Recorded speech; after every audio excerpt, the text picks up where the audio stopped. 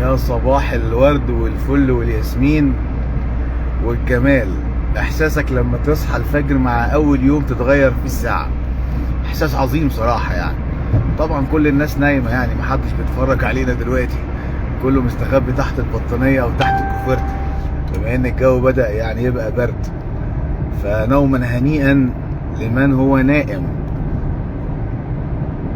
وتحياتي لمن هو صاحي، اللي زي حالاتي كده، اللي صاحي الصبح بدري رايح يشوف اكل عيشه. صباح ورد وفل وياسمين. طبعا الساعه اتغيرت امبارح الخميس، اخر خميس في اكتوبر، ومع بدايه اول جمعه بقى في شهر نوفمبر. كل سنه وانتم طيبين وكل شهر وانتم بخير يا رب العالمين. اتغيرت الساعه، يعني المفروض دلوقتي الساعه 8 عفوا 6 وتلت، لو بالميعاد القديم كانت 7 وتلت، ولكن دلوقتي الساعه 6 وتلت صباحا.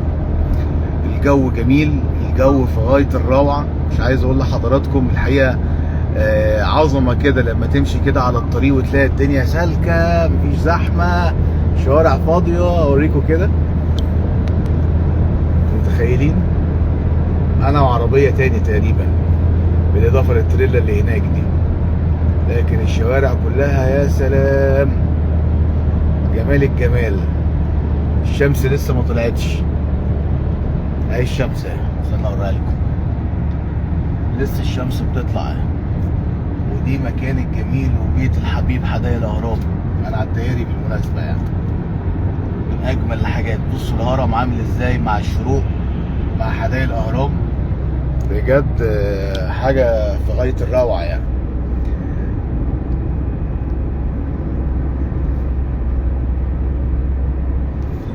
في ناس بقى يعني هتتغير معاها بعض الامور مع التوقيت الجديد ده ولا لا؟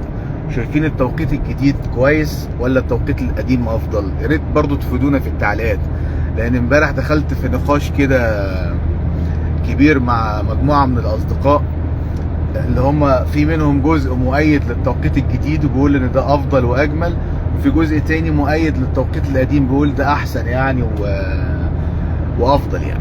فمن وجهة نظر حضراتكم ايه؟ شايفين الوضع ايه؟ هل التوقيت القديم ولا التوقيت الجديد؟ قولوا يعني رأيكم في التعليقات بجد والله.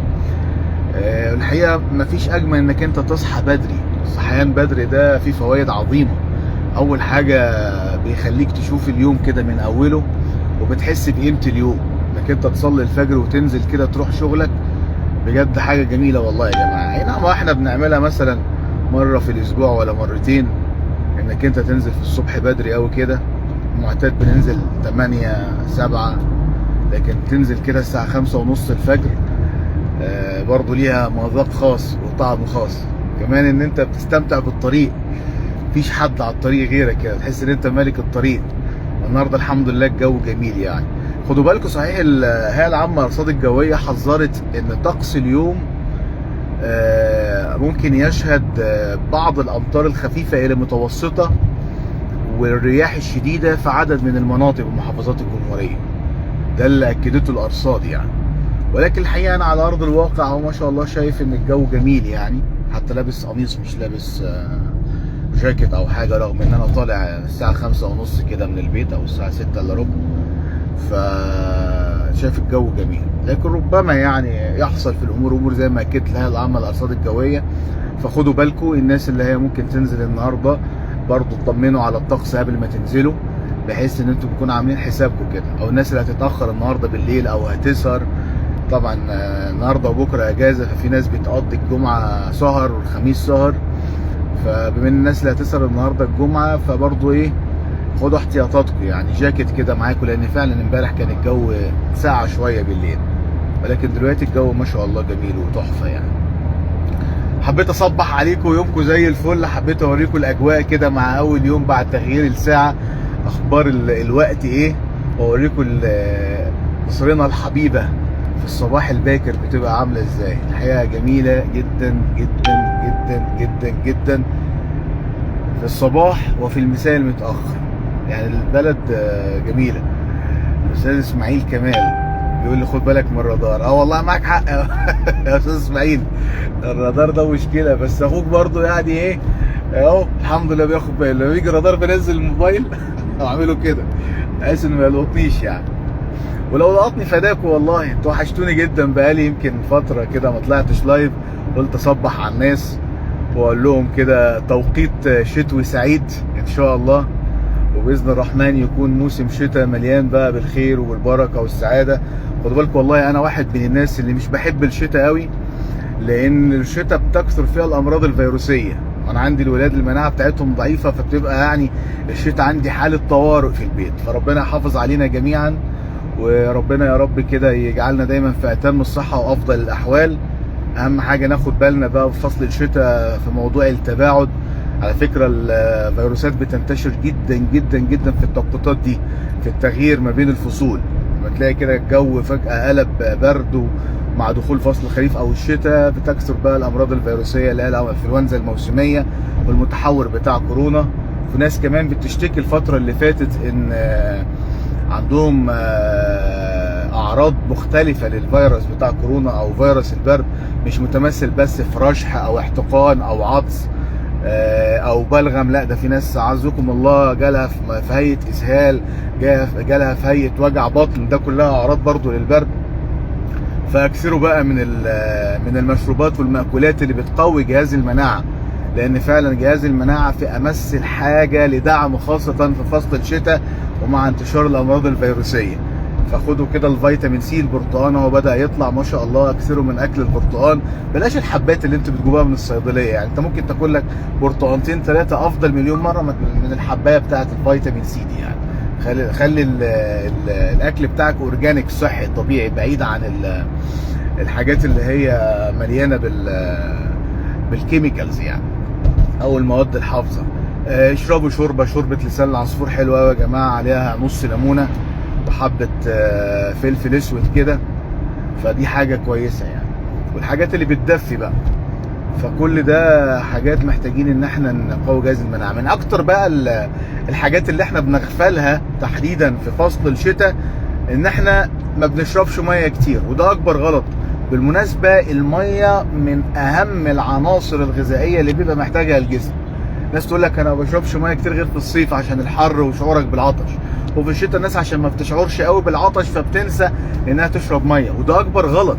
لازم تشرب ميه باستمرار. خلي الميه كده صديقتك. انا بكلمكم اهو وانا بادئ بنفسي، بصوا قد ايه واخد ازازه ميه قد ايه معايا على مدار اليوم. يعني لو انا هطول مثلا في الشغل النهارده اقعد لي 6-7 ساعات، او انا مثلا ساعتين وهرجع، برضه لازم تشرب ميه في البيت كتير، بحيث ان انت تقدر تعزز من جهاز المناعه واحتياجات الجسم من الميه، خاصه في فصل الشتاء. وربنا يجعلنا دايما ان شاء الله من الاصحاء يا رب العالمين، ويبعد عننا الامراض وكل مكروه، ويومكم مليان بالنشاط وبالحيويه، وصباحكم زي الفل. النهارده بمناسبه صلاه الجمعه يا جماعه اتغيرت، يعني بقت قبل صلاه الجمعه بتاعت الاسبوع اللي فات بساعه. يعني بدل 12 و35 دقيقه الصلاه النهارده او اذان الجمعه تقريبا 11 35 دقيقه، 11 34 دقيقه. فخدوا بالكم يعني لازم ننبه بهذا الامر، عشان خاطر الناس اللي لسه ما غيرتش ساعتها، او الناس اللي لسه ما عندهاش خلفيه ان الساعه اتغيرت. يا ريت كده برضه نذكر بعضنا البعض، وان شاء الله باذن الرحمن يكون توقيت شتوي سعيد علينا.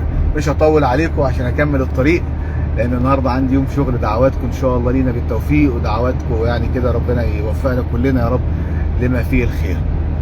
طيب اخد كده بعض التعليقات سريعا. الاخ الفاضل المحترم الصديق العزيز اللي بتشرف بيه الاستاذ عيد عبد العزيز يقول صباح الفل والياسمين الصعاصم بالتوفيق ان شاء الله وجمعه مباركه. اللهم امين يا رب، جمعه مباركه علينا وعلى حضرتك يا حبيبي وعلى كل اللي بيشوفنا وجميع المصريين والامه العربيه يا رب العالمين. ان شاء الله جمعه مليانه بالخير، وجمعه مليانه بالسلام والمحبه وكل الاشياء الجميله. الملك لله بيقول اليوم بقى فيه بركه افضل من التوقيت الصيفي. طبعا والله هو يوم الجمعه عيد. اليوم الجمعه ده ليه مذاق خاص كده، لما تبدا يومك تحديدا يوم الجمعه بصلاه الفجر، وبعد كده تصلي ركعتين الضحى، وبعد كده تقرا سوره الكهف، وتاخد بعضك كده وتاخد سجاده الصلاه وتروح قبل اذان الجمعه المسجد، وتستعد بقى انت واولادك للمسجد في صلاه الجمعه، وبعد كده ترجعوا تتجمعوا. يعني بالمناسبة عايز اقول لكم والله العظيم على بعض العادات والتقاليد الجميلة في الارياف وفي الصعيد، يعني تحديدا بعد صلاة الجمعة. معلش انا كنت قافل ولكن هقول لكم الحتة دي سريعا. من اجمل العادات والتقاليد تحديدا في المناسبات وتحديدا في يوم زي يوم الجمعة تجده في الارياف وفي الصعيد. يعني مثلا انا في الصعيد في سوهاج في شندويل، زمان بقى لما كنا صغيرين هناك، لما كنا عايشين هناك، تلاقي نفسك بعد صلاة الجمعة تتجمع مع العيلة ومع الأهل والأحباب، وبتقعدوا كده في المنظرة أو القصر بتاع العيلة، تلاقي كده قرايبك وحبايبك وجيرانك وأصحابك بتتكلموا وبتدردشوا، وبتلاقي بقى قاعدة مليانة بالألفة والمحبة والجمال.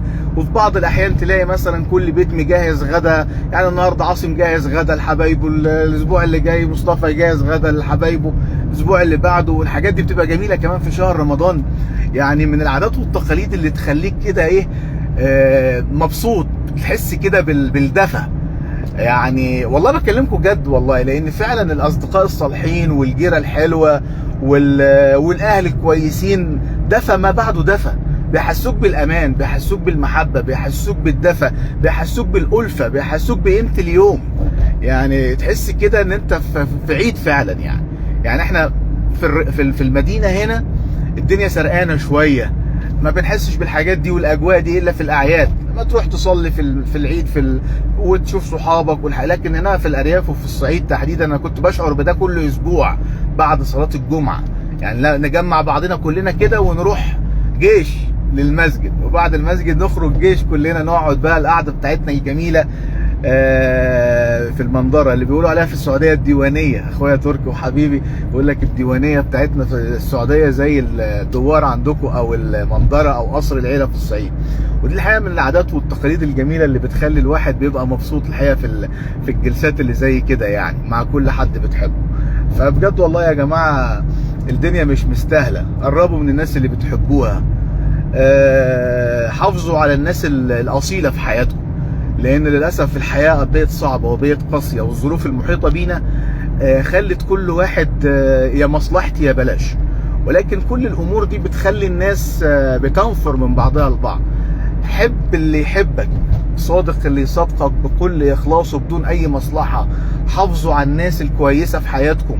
اقسم بالله الصديق الوفي والانسان الكويس والصادق واللي بيحبك دون اي شيء اخر، ده اكبر كنز في الدنيا، والله لا يضاهيه كنوز العالم كلها. يعني في الظروف اللي احنا فيها دي عايز اقول لحضراتكم ان لو خيروا الواحد، مين اللي كان بيقول لي رادار؟ استنى بقى في رادار جاي بقى.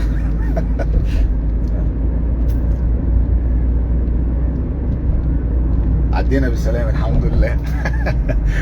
فبقول لحضراتكم يعني بعد اللي الواحد شافه طول حياته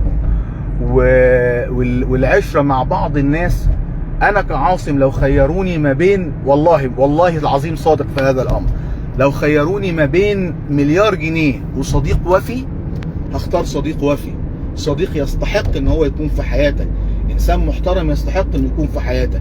ناس تقول لك يا عم ده مليار جنيه يخلي الناس كلها تقرب منك غصب عنك، والناس بتيجي للناس اللي مش عارف ايه، وكل ما انت بيت مش عارف ايه تلاقي كله. والله ما يسوى حاجه مع انسان محترم بيحبك لوجه الله، والله العظيم صدقوني انا يا جماعه مش بقول ده من فراغ، ده عن تجربه، يعني عن ايه، عن مواقف فعليه على ارض الواقع. وشاركوني برايكم والله. فربنا يا رب كده يجعل دايما الخيرين والمحترمين والصادقين والكويسين في حياتنا، ويبعد عننا اصحاب النفوس الضعيفه والناس اللي هي قلوبها مليئه بالغل وبالحقد وبالكراهيه. اللهم يا رب اجعل كيدهم في نحورهم وابعدهم عنا يا رب العالمين، وقرب مننا كل ما هو جميل، اللهم امين. الاستاذ عماد بيقول لي هات الطريق واتكلم وانت ماشي. حاضر، انا الاتنين زهقت مني. حاضر عينيا. بص يا سيدي الطريق اهو، ده نزلة صفت اللي بتنزلك على جامعة القاهرة. بصوا شروق الشمس يا جماعة جميل جدا جدا جدا جدا جدا. نيفين هانم بتقول صباح الخير والسعادة. صباح الخير والبركة والسعادة والجمال، وصباح الفل على كل حد صاحي دلوقتي والله يا جماعة. قولوا لي بقى الناس اللي صاحيه دلوقتي، هل صاحيه من الصبح زي حالاتي، ولا مطبقين من امبارح ورايحين يناموا؟ لان انا عارف ان في ناس كتير ممكن بتبقى كده يعني. في ناس بتطبق الحقيقه في الاوقات اللي زي كده. فاللي بيتفرجوا علينا دلوقتي يقولوا لي انتم مطبقين ولا لسه صاحيين زي حالاتي. دي نزلت صفت على جامعه القاهره. الجروب يتصل بيا. يلا يا جماعه عشان ما نتاخرش على الشغل. صباحكم كله خير وبركه وسعاده وجمعه مباركه يا رب العالمين. وربنا ينولنا جميعا مرادنا ويجعل ايامنا ان شاء الله كلها في طاعه الرحمن، ويبعد عننا الشرور ويبعد عننا المصائب ويبعد عننا اي مكروه. اللهم امين يا رب العالمين. صباحكم ورد وفل وياسمين وجمعه مباركه، والسلام عليكم ورحمه الله وبركاته. استاذ عماد الله يخليك بيقول انت محترم جدا يا غالي. ده انت اللي محترم، ربنا يبارك في حضرتك.